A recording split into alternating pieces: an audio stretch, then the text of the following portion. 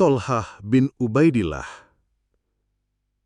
Nama lengkapnya adalah Tolhah bin Ubaidillah bin Utsman bin Amr bin Ka'ab bin Sa'ad bin Taim bin Murrah.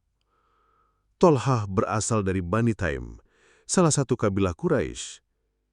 Ia seorang pedagang yang masih muda ketika pertama kali mendengar tentang Islam.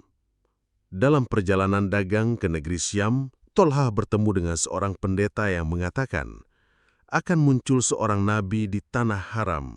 Ikutilah dia, karena itulah jalan keselamatanmu. Ketika kembali ke Makkah, Tolhah mendapati bahwa Abu Bakar Asy-Syiddiq radhiyallahu anhu telah masuk Islam. Tanpa ragu, ia pun menemui Abu Bakar dan melalui bimbingannya, Tolhah memeluk Islam. Sejak itu, ia menjadi salah satu pemeluk Islam paling awal. Seperti sahabat awal lainnya, Tolhah tidak luput dari penyiksaan kaum Quraisy.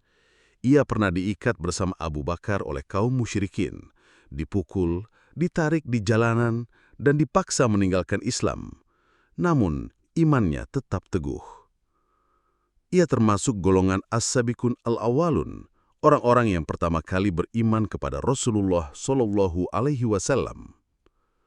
Momen monumental dari hidup Tolhah adalah di Perang Uhud. Saat pasukan Muslim porak-poranda karena serangan balik Quraisy, banyak sahabat yang terpencar dari Rasulullah Shallallahu Alaihi Wasallam. Namun Tolhah berdiri teguh, melindungi Nabi. Ia menghadang pasukan musyrikin dengan tubuhnya.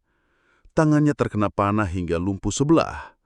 Tubuhnya dipenuhi lebih dari 70 luka tusukan, tebasan, dan panahan. Rasulullah Shallallahu Alaihi Wasallam bersabda pada hari itu, barang siapa ingin melihat seorang syahid yang masih berjalan di muka bumi, maka lihatlah Tolhah bin Ubaidillah. Hadis riwayat At-Tirmizi, Hasan. Karena pengorbanannya, Tolhah dijuluki Tolhah al-Khair, Tolhah al-Foyat, dan Tolhah al-Jud, yang dermawan. Selain keberaniannya, Tolhah terkenal sebagai seorang yang sangat dermawan. Ia adalah saudagar kaya yang hartanya selalu ia gunakan untuk Islam. Beberapa riwayat menyebut, ia pernah membelanjakan 700.000 dirham sekaligus untuk para fakir miskin. Rumahnya di Madinah selalu terbuka bagi siapapun yang membutuhkan.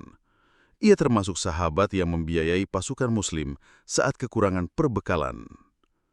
Rasulullah Shallallahu Alaihi Wasallam pernah bersabda, Tolhah dan Zubair adalah tetanggaku di surga.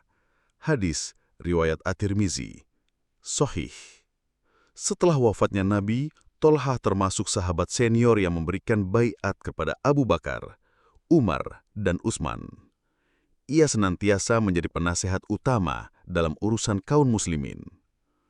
Namun pada masa kekhalifahan Ali bin Abi Thalib, Tolhah terlibat dalam fitnah besar di Perang Jamal. Perang ini sebenarnya lahir dari kesalahpahaman dan kondisi politik yang genting.